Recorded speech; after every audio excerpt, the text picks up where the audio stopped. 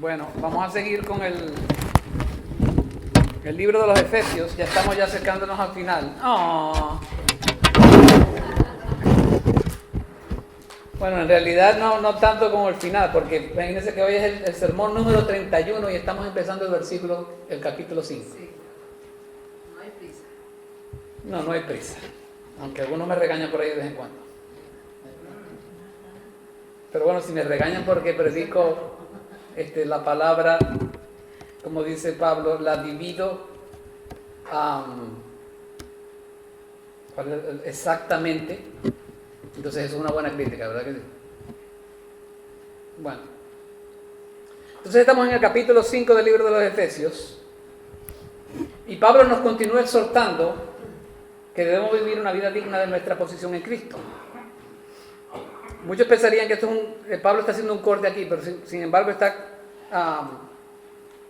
continuando lo que estaba explicando al final del capítulo 4. Fíjense, si nos vamos al versículo 30, dice la palabra: y no entristezcáis al Espíritu Santo de Dios, por el cual fuisteis sellados para el día de la redención. Fíjense aquí: sea quitada de vosotros toda amargura, enojo, ira, gritos, maledicencia, así como toda malicia. Sed más bien amables unos con otros, misericordiosos, perdonándonos unos a otros, así como también Dios os perdonó en Cristo. Entonces fíjese, 31, sea quitada. 32, sea más bien. Y en el 5:1 dice: sed pues imitadores de Dios como hijos amados. Está continuando Pablo ahí el tema. Esta palabra andar, Pablo la utiliza para hablar de un nuevo estilo de vida. Aquí nos dice andar en amor.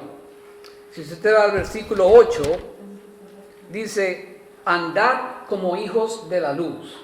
Y si usted va al versículo 15, la palabra nos dice: por tanto, tened cuidado como andáis, no como insensatos, sino como sabios. Entonces, andad como sabios. Y como se han dado cuenta, eso van a ser los dos próximos sermones.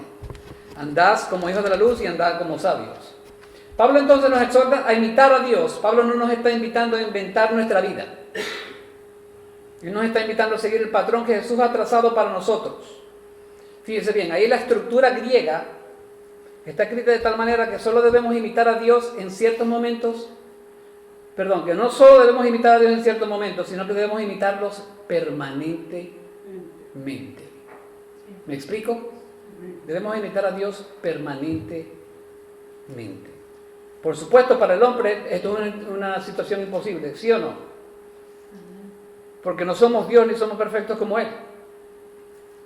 Pero especialmente en este contexto, Él nos invita a imitarlo en relación ¿a qué? Al amor, andar en amor. Nos invita entonces a amar así como Cristo nos amó. Él nos lo dice ahí, en el 2, perdón. Y andad en amor así como también Cristo os amó y se dio a sí mismo por nosotros, ofrenda y sacrificio a Dios como fragante aroma.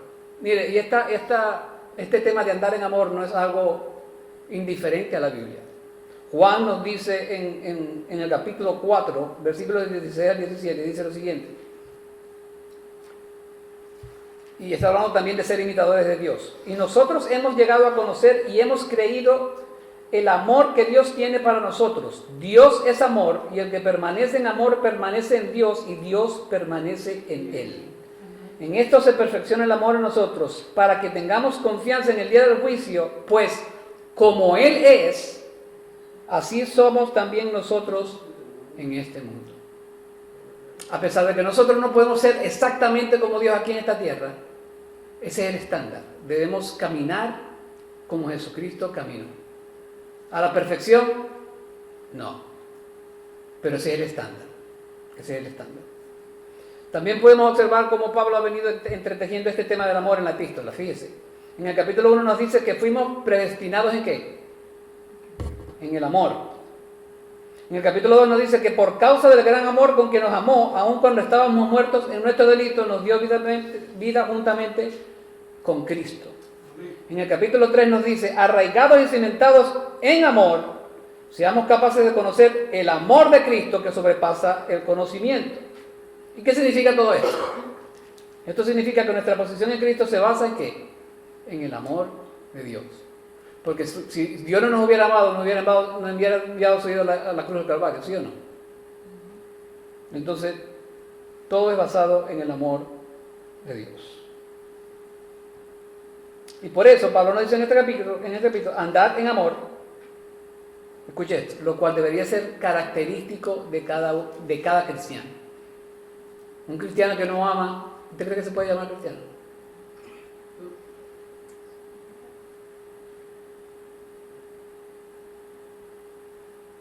Quédese pensando en eso. De hecho, en otro lugar de la Biblia nos dice que el amor es la clave de todo. ¿Cuántos creen eso? El amor es la clave de todo. Primera de Corintios 13 dice, y ahora permanecen la fe, la esperanza y el amor. Y el mayor de ellos es el amor. Primera Juan 2, del 4 al 6. El que dice, yo he llegado a conocerle y no guarda sus mandamientos, es un mentiroso y la verdad no está en él. Pero el que guarda su palabra, en él verdaderamente el amor de Dios se ha perfeccionado. En esto sabemos que estamos en él. El que dice que permanece en él debe andar como él anduvo. ¿Y cómo andó él? Andó en amor. Después el siguiente pasaje, 1 de Juan 4, del 7 al 10, dice, amados, amémonos unos a otros, porque el amor es de Dios. Y todo el que ama es nacido de Dios y conoce a Dios. El que no ama no conoce a Dios, porque Dios es amor. En esto se manifestó el amor de Dios en nosotros, en que Dios ha enviado a su Hijo unigénito al mundo para que vivamos por medio de Él. En esto consiste el amor, no en que nosotros hayamos amado a Dios, sino en que Él nos amó a nosotros y envió a su Hijo como propiciación por nuestros pecados.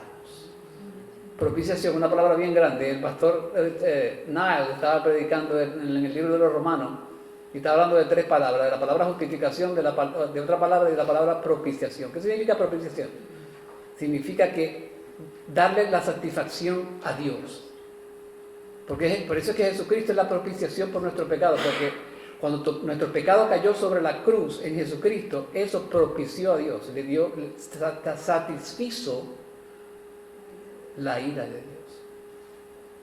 Parece que el pastor Mario y yo no pudiéramos de acuerdo en esto, ¿verdad? Pero no estamos de acuerdo. Entonces hoy le quiero hablar de dos tipos de amor. Dos tipos de amor. El primer amor es el amor de verdad. Y lo podemos ver allí. Sed pues imitadores de Dios como hijos amados y andad en amor, así como también Cristo os amó y se dio a sí mismo por nosotros, ofrenda y sacrificio a Dios como fragante aroma. ¿El amor de verdad de quién es? El amor de Cristo. Y el amor de Cristo es voluntario. Eso es lo primero. Me dio risa esta mañana porque el hermano que estaba hablando conmigo me dijo, yo le dije, tengo 2 puntos en el mensaje. No, tiene que tener 3. Y me dice, pero ¿tienes subpuntos en los mensajes? Y yo, claro, y se echó a reír. Entonces, este es un subpunto. El primer punto es el amor de verdad. Y decimos que el amor de verdad es voluntario. ¿Por qué? Observe la expresión, se entregó a sí mismo por nosotros, voluntariamente. Nadie está fuera del amor divino y de forma especial cada creyente ha sido y es y será objeto directo del amor de Dios. ¿Estamos de acuerdo? Romanos 4:25 nos dice que Él fue entregado por nuestras transgresiones, aunque el Padre entregó al Hijo en una manifestación de amor, según Gálatas 1:4, el Hijo se dio a sí mismo por nuestros pecados para librarnos de este presente siglo malo, conforme a la voluntad de nuestro Dios y Padre. Mire, y yo le voy a hacer una pregunta. ¿Usted no ve ahí la deidad de Cristo? Yo la veo. ¿Por qué? Porque el Padre lo entregó, pero Él se entregó a sí mismo también, lo que lo hace a Él Dios también. ¿Amén? Amén. Para aquellos que dicen que Cristo no es Dios. Fíjense, Filipenses 2, del 8 al 9 dice, nos dice que Jesús, hallándose en forma de hombre, se humilló a sí mismo, haciéndose obediente hasta la muerte y muerte de cruz, por lo cual Dios también lo exaltó hasta lo sumo y le confirió el nombre que es sobre todo nombre. El amor de Dios, el amor de verdad es voluntario y eso lo debemos imitar de Él. ¿Alguna vez usted está en familias que a veces le obligan a amar a alguien? Eso no es amor. El amor es voluntario, hermano.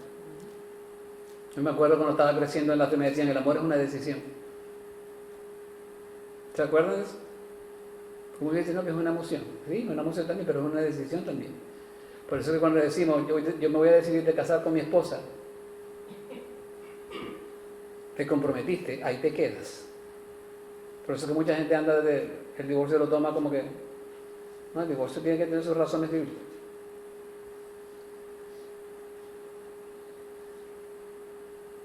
Como que estoy tocando unos corazoncitos en esta mañana.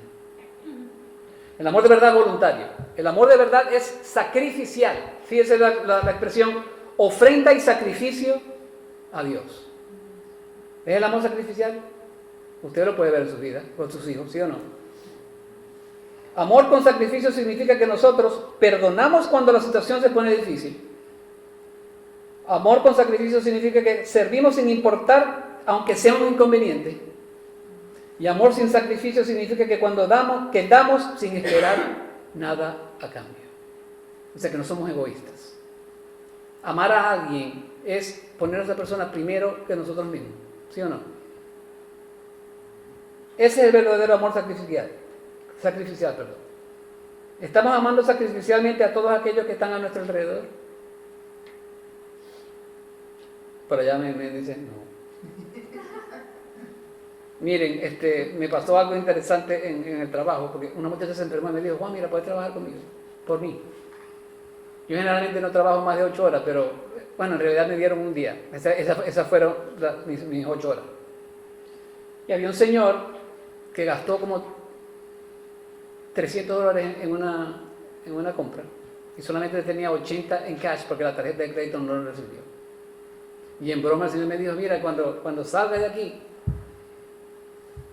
echando broma, para que me den un ride, porque con todas estas cosas no puedo ir, solamente puedo comprar $80 de comida. Y yo me presenté, bueno, ¿qué se cree ese señor? Yo ni lo conocía, que era el ride. Entonces mi esposa, casualmente, cuando me fue a buscar, va por la esquina donde el señor estaba parado, esperando por el autobús. Después que yo había dicho, bueno, ¿quién es este que me está diciendo que Dios me dijo, dale el ride? Porque el Señor se veía buena gente. Y le dimos el ride, mi esposa y yo le dimos el ride. Y yo no lo conozco, pero le mostré mi amor llevándolo para allá, pues. Y mi esposa estuvo hablando con él, yo como siempre despistado, no escuché todo. Y me dice que yo no puedo estar solo mucho tiempo, dice él. Porque estuvo hablando conmigo como media hora en la registradora.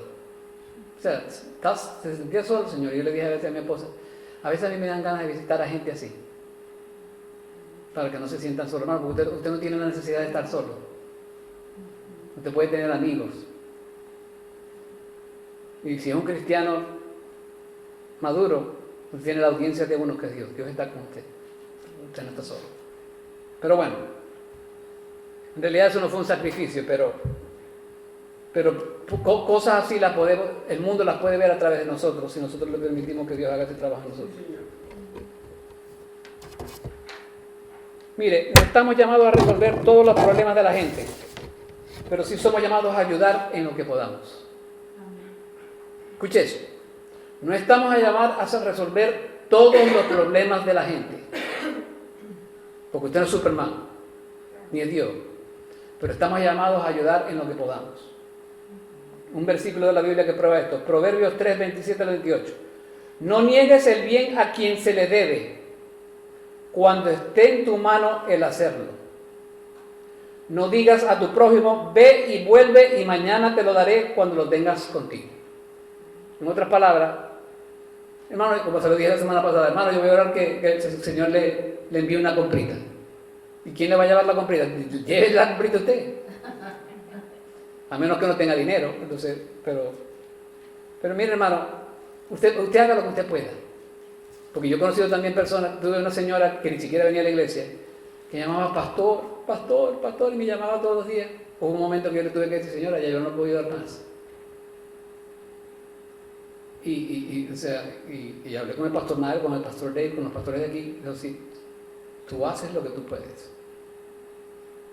No comete el error de que la gente dependa de usted totalmente, porque nunca, Eso en Venezuela le dicen, se pegan como una tara.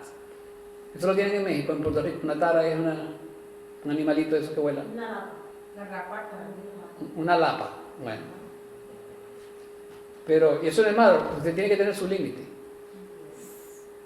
Pero usted necesita ayudar como usted pueda. Entonces, el amor sacrificial, el amor de verdad, es sacrificial. El amor de verdad, y en mi memoria, ¿cuál es el segundo?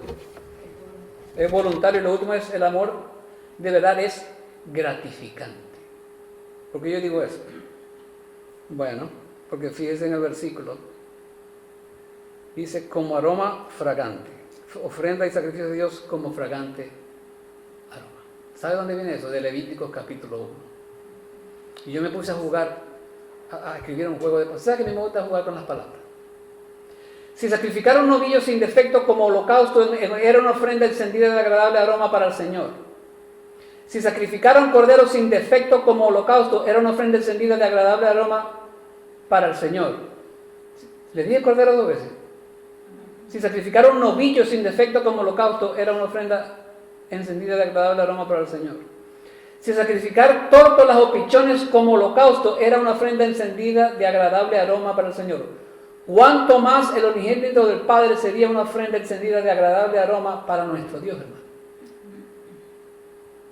Cuando Cristo murió en la cruz del Calvario era un aroma. Y ustedes se preguntan, pero eso está raro. ¿Cómo que un padre se siente gratificado cuando está matando a su hijo? En otras palabras. ¿Sabe por qué? Por nosotros. Yo escribí aquí. Es porque el sacrificio de nuestro Señor Jesús satisfizo la ira de Dios sobre el pecado de todos nosotros. Eso ya se lo había dicho. Por eso es que es olor fragante, hermano. Jesús es nuestro propiciador. Ahí está la palabra otra vez, propiciador. Absorbió la ira del Padre contra nuestro pecado y la satisfizo por completo para que todo aquel que en Él cree no perezca, sino que goce del favor del Padre para siempre. ¿Cuáles fueron las últimas palabras de Jesús en la cruz? Es consumado. ¿Qué significa eso? Pago total. Pago total. Y yo puse aquí, significa una misión cumplida. ¿Cumplió la misión Cristo? La cumplió. Significa una salvación efectuada. ¿Tuvimos la salvación cuando lo recibimos por fe? Por supuesto que sí. Y lo último que fue un rescate pagado. Él nos rescató del pecado y de las manos y de las fuerzas y de todos los demonios de Satanás. Fuimos rescatados. Eso está en Juan 19:30, por si lo quiere buscar. Y Juan terminó diciendo, e inclinando su cabeza, entregó el Espíritu. ¿Y qué significa esto en el original griego? Bueno, lo que ya les dije. Pago por completo, misión cumplida, salvación efectuada y fue un rescate pagado. Nuestra liberación del pecado fue pagada 100%. No un 30, no un 40, no un 50, 100%. Jesucristo murió por todos los pecados de todos los que lo reciben. Amén.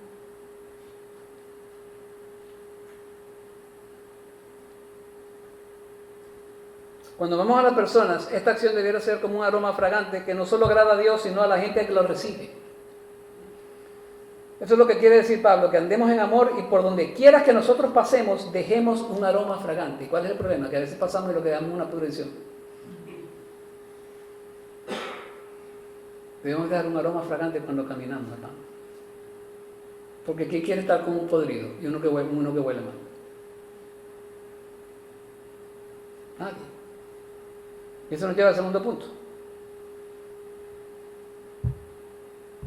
Bueno, yo escribí aquí. Lamentablemente muchos practican un amor de mentira y lo que dejan es un olor de pudrición y falsedad. Y eso nos lleva al segundo punto. Primero era el amor de verdad. Ahora es el amor de mentira. Y ahora abróchese sus cinturones. El amor de mentira. Quizá usted se está preguntando por qué Pablo tuvo que arruinar este pasaje sobre el amor mencionando esta porquería que tenemos aquí. Fíjese del 4 al 7. Ni obscenidades, perdón, del 3 al 7. Pero que la inmoralidad y toda impureza o avaricia ni siquiera se mencionen entre vosotros, como corresponde a los santos. Ni obscenidades, ni necedades, ni groserías que no son apropiadas, sino más bien acciones de gracias. Porque con certeza sabéis esto, que ningún inmoral, impuro o avaro que es idólatra tiene herencia en el reino de Cristo y de Dios. Que nadie os engañe con palabras vanas, pues por causa de estas cosas la ira de Dios viene sobre los hijos de desobediencia. Por tanto, no seáis partícipes con ellos. Entonces, ¿por qué Pablo menciona esto? Bueno, la respuesta es porque Satanás existe. Mientras que nosotros somos llamados a ser imitadores de Dios, Satanás es un falsificador de Dios. El apóstol Juan lo llama ¿qué? El padre de mentira. El amor de Dios está lleno de perdón, de autosacrificio y de todo tipo de cosas buenas. Satanás ha establecido una imitación del amor que es corrupta, escuche bien, destructiva, disruptiva y que se esparce lamentablemente en nuestra cultura y muchas veces en la iglesia. Porque ¿cuántos han experimentado aquí que hay demonios en la iglesia? Demonios de personas. Esta es mi segunda iglesia, gracias a Dios, porque a mí no me gusta saltar de iglesia. Esta es la segunda iglesia en mi vida de cristiano. Y yo estoy orgulloso de eso. Porque yo siempre le digo a la gente, ¿por qué te saltas? Cuando yo veo a una persona que se está saltando de iglesia en iglesia en iglesia, yo me digo, bueno, ¿será que el problema es esa persona? Esto simplemente es una calificación pastoral. Porque no toda iglesia, eso como cada una que, como la persona que está casada 4 veces. Y yo digo, ¿quién es el problema? ¿La que se casó 4 veces? ¿O los 4 maridos estaban equivocados? Eso se los dejo allí, eso no es parte de la predicación. David Jeremiah nos dice lo siguiente: mientras que el amor piadoso busca dar, la lujuria busca tomar. Mientras que el amor verdadero es abnegado, la lujuria sacrifica a otros para nuestro beneficio. Mientras que el amor verdadero nos purifica y nos eleva, la lujuria y la fornicación nos degrada y nos arrastra. El amor verdadero satisface, pero la inmoralidad nos deja con un gran vacío en nuestros corazones, de modo que continuamente queremos tener más y más. Entonces el amor de mentira, primero que todo, promueve la inmoralidad. Ahí está en el versículo 3. Pero que la inmoralidad y toda impureza, el amor de mentira promueve la inmoralidad. El amor de mentira es el amor que Satanás te está diciendo a ti que es un amor de verdad. Esta palabra en el griego es la palabra porneia. ¿Le parece parecida? Es donde viene la palabra fornicación o pornografía. Esta palabra describe todo tipo de pecado sexual, pero especialmente se refiere al adulterio o infidelidad y al tener sexo fuera del matrimonio. Esa es la palabra porneia. El término impureza, que también lo dice Pablo allí, akatarsia en el griego, se refiere a un estado de impureza moral o física. En el Nuevo Testamento se utiliza a menudo para describir la corrupción moral, en particular en el contexto de la inmoralidad sexual, la idolatría y otras conductas contrarias a la santidad de Dios. Pablo nos dice allí, no sean inmorales, no sean impuros. Transmite una sensación de contaminación que separa a los individuos de la pureza y la santidad de Dios que Dios espera. Otra palabra que menciona el apóstol Pablo allí es la palabra avaricia, para describir un deseo insaciable de tener algo a menudo a expensas de los demás. Como cuando a un marido le gusta la esposa del vecino. Eso es ser avaro. Y lujurioso también. O cuando yo quiero tener un carro como el vecino. Eso es ser avaro. Una forma de idolatría en la que las posesiones o los deseos materiales tienen prioridad sobre Dios. Porque dice ahí, por eso es que dice Pablo, en el 3, dice, y toda impureza o avaricia, ni siquiera se menciona en vosotros, no, se lo dice, perdón, se lo dice después, que la avaricia es idolatría. Y sí lo es, sí lo es. Este término se asocia a la palabra avaricia a menudo con la corrupción moral, y se considera un pecado grave que conduce a diversas formas de injusticia. Por eso que el apóstol Pablo nos repite estas 3 palabras y nos afirma que la avaricia es idolatría. Fíjense. Pero que la inmoralidad y toda impureza o avaricia ni siquiera se mencionan entre vosotros, como corresponde a los santos. Ni obsesionades, ni necedades, ni groserías que no son apropiadas, si son más bien acciones de gracias. Porque con certeza sabéis esto, y aquí están las 3 palabras otra vez, que ningún inmoral, impuro o avaro que es idólatra tiene herencia en el reino de Cristo y de Dios. Y ahí los teólogos estaban discutiendo que el idólatra se refiere a inmoral o impuro o solamente avaro. Y la mayoría cree que es a la avaricia, porque es como que abarca todo. Y el avaro que es idólatra. Y el avaro que es idólatra. Aleluya.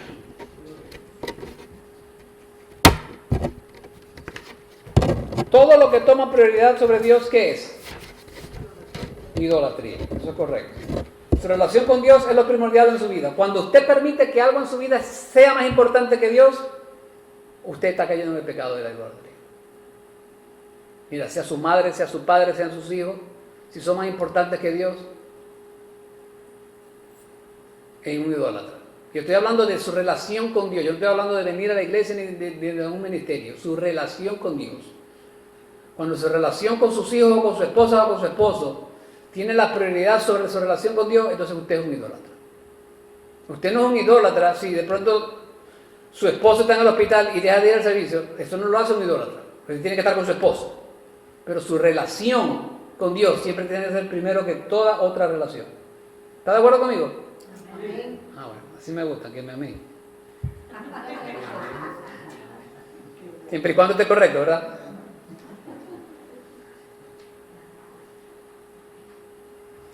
Entonces aquí está la pregunta pastoral. ¿A qué cosas o personas les está permitiendo que sean ídolos en tu vida? ¿A qué cosas o personas les está permitiendo que sean ídolos en tu vida? El amor de mentira, la otra, promueve el mal hablar. Y de eso yo tengo cuentos y cuentos y cuentos, usted lo sabe. En el 4 dice Pablo, en el versículo 4, ni obscenidades, ni necedades, ni groserías que son apropiadas, sino más bien acciones de gracias. Este término, obscenidades, se refiere a un comportamiento que se considera vergonzoso, indecente y moralmente ofensivo. Bueno, usted sabe lo que significa la palabra. En el Nuevo Testamento se usa para describir una conducta impropia de un creyente, particularmente en el contexto de una conversación vulgar o inapropiada.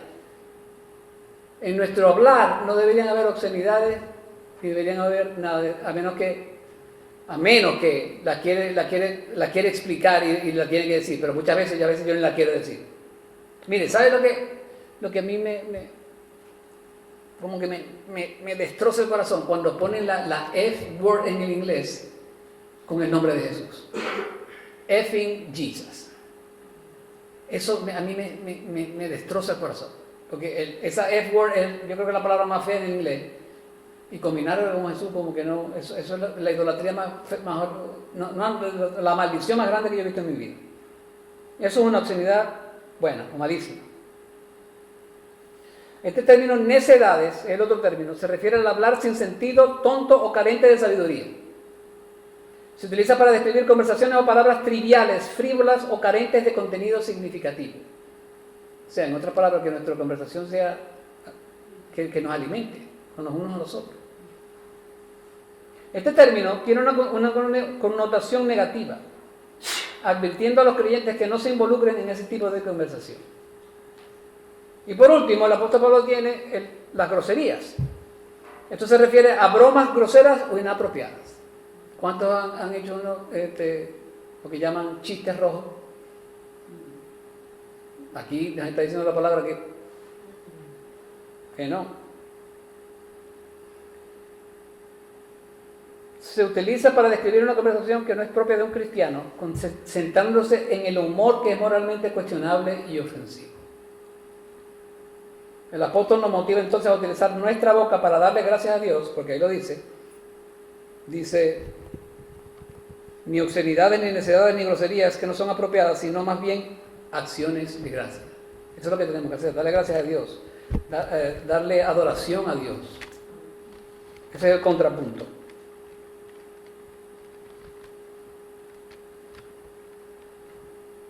Amén.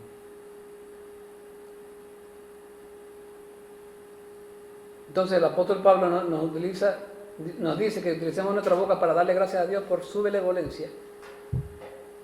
Nos motiva a alabarlo y nos motiva a enfocarnos en Él en vez de perder nuestro tiempo en conversaciones inapropiadas. Amén. Y el amor de mentira es idolatría, ya se lo dije, ya que el versículo 5 dice el apóstol que la avaricia es idolatría. La avaricia es idolatría. Inmoral, impuro o avaro que es idólatra tiene herencia en el reino de Cristo y de Dios. Ningún inmoral, impuro o avaro que es idólatra tiene herencia en el reino de Cristo de Dios. El apóstol nos da una advertencia en el versículo 5, repitiendo lo que nos dijo en el número 3, ya se lo había dicho, ningún inmoral, impuro o avaro tiene herencia en el reino de Cristo y de Dios. ¿Significa esto que si los cristianos cometen estos pecados pierden la salvación? No. Porque no dice primera de Juan, que ya lo decimos. Primera de Juan nos dice, si confesamos nuestro pecado, Él es fiel y justo para perdonarnos los pecados y para limpiarnos de toda maldad. Arrepentimiento genuino, no de mentira. Tiene que ser un arrepentimiento genuino. Pero sí significa que si una persona se empeña en una constante vida de pecado sin arrepentimiento alguno, probablemente nunca fue creyente. Probablemente nunca fue creyente. El amor de mentira es idolatría porque busca solo su satisfacción personal en vez de buscar el bien de los demás. Ese es el amor de mentira, ese es el amor que Satanás tiene este mundo creyendo que es un amor de verdad. No, que yo vivo con mi novia pero yo la amo. Hoy no estamos casados. Eso no es amor. Eso es lujuria.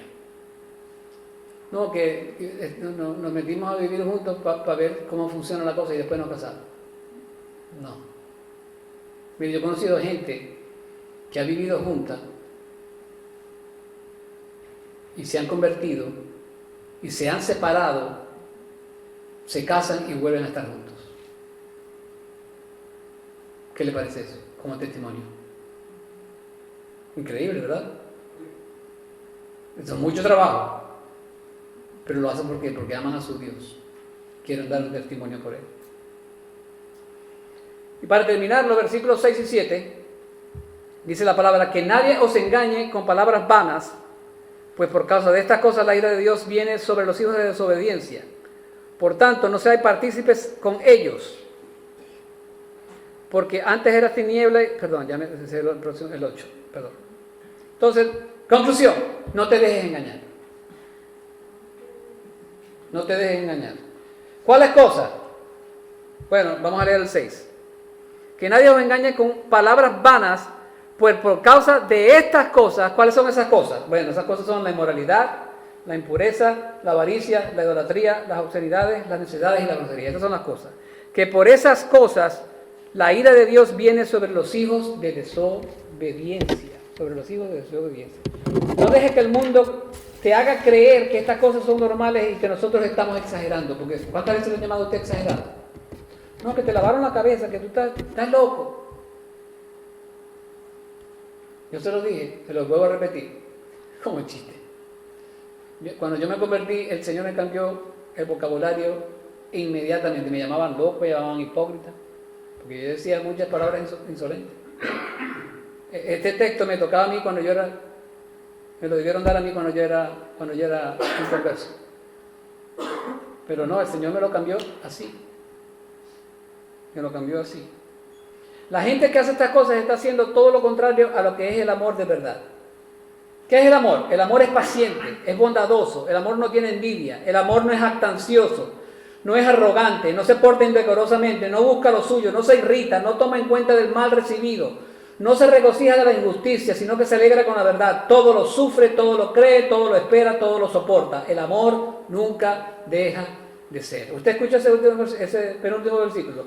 Todo lo sufre, todo lo cree, todo lo espera, todo lo soporta. Si usted está buscando una relación perfecta, nunca la va a buscar, hermano. Porque en toda relación usted va a sufrir y todo. Porque son dos seres humanos imperfectos que están tratando de vivir una vida junta. El amor todo lo puede, todo lo cree, todo lo espera, todo lo soporta. Mire, y si yo estuviera aconsejando a una pareja que se quisiera divorciar, yo le diría eso. Todo lo sufre, todo lo cree, todo lo espera, todo lo soporta. Por eso es que cuando uno se casa, hermano, eso no es ¿cómo se llama? Una decisión a la ligera. Usted sabía que usted puede estar, cuando el apóstol Pablo habla que con yugos desiguales, eso no necesariamente tiene que ver con la relación de Cristo. Si usted se casa con una persona que tiene mucho más dinero que usted, eso puede causar problemas. Si usted se casa con alguien que es más pobre que usted, eso puede causar problemas. El yugo desigual, sí, primariamente es nuestra relación con Cristo. Nosotros no podemos casarnos con alguien que no sea cristiano. No. Yo he tenido experiencias que lo han hecho y el matrimonio aparentemente les va bien, pero el muchacho no era creyente y ella era creyente y se casaron igualmente. ¿Desobedeció a ella? Sí. Pero ahí siguen viviendo. Pero bueno, yo no sé por qué estoy hablando del yugo desigual, pero de pronto el Espíritu me lo inyectó. Alguien lo tenía que escuchar. El verdadero amor nunca deja de ser porque es simplificado por Cristo. Eso lo dijo Pablo allí. El amor nunca deja de ser, en el versículo 8 del capítulo 13 de 1 de Corintios. En vez de ejemplificar este verdadero amor, la gente que practica un amor de mentira causan que la ira de Dios recaiga sobre ellos. Y como llama Pablo a este tipo de gente, ¿cómo lo llama? Hijos de desobediencia. ¿Y un hijo de desobediencia es un creyente? No. Como lo dijimos anteriormente, alguien que se empeña en vivir en una vida de pecado sin un rastro de arrepentimiento, probablemente no es un verdadero creyente. Y lo otro en el 7 dice, por lo tanto, no imites lo que ellos hacen. En el 7 dice, por tanto, no seáis partícipes con ellos. Si usted va a imitar al mundo, entonces no creo que sea de Cristo. El apóstol Pablo nos dijo en el primer versículo, imiten a Dios. No cometas fornicación, no seas impuro, no seas avaro, no seas idólatra, no digas obscenidades, no hables necedades y no digas groserías, y podemos agregar mucho más. En vez de imitar esta suciedad, imita a Dios. ¿Vas a ser exactamente como Él? No. Pero Él se agrada cuando sus hijos obedecen sus mandamientos. Ese es el estándar a seguir. ¿Sí o no? Mire, yo espero que todos los que estamos aquí estemos practicando el amor de verdad. Si usted es un cristiano y está practicando el amor de mentira, arrepiéntese de su pecado ahora y pídale perdón a Dios ahora y arrepiéntese genuinamente. Si usted está en un constante practicar del amor de mentira, pídele a Cristo que lo salve, porque usted no es cristiano. Pídele a Cristo que lo salve en este momento. Háblele a Él, que Él pagó por todos sus pecados en la cruz del Calvario. ¿Es un hijo de Él esta mañana o no eres un hijo de Él? Si eres un hijo de Él, arrepiéntete. Si no eres hijo de Él, recíbelo a Él como único y tu Señor Salvador. No solo Salvador, sino tu Señor también, significando que Él controla tu vida en todos los aspectos. Vamos a orar. Padre Celestial, en el nombre de tu Hijo Jesús, te doy las gracias porque tú eres un Dios maravilloso, Señor. Gracias por este mensaje tan fuerte, Señor, pero a la vez, Señor, es necesario. Gracias por ese amor de verdad, Señor, que solo tú nos puedes enseñar. Ayúdanos a seguir practicando ese amor, Señor, porque el amor es puro, el amor todo lo puede. Ayúdanos a practicar ese amor que tú mostraste en la cruz del Calvario cuando diste a tu único Hijo, Señor, para que recibiera el pecado de todos nosotros. Gracias, Padre Santo. En el nombre tuyo, Jesús. Amén.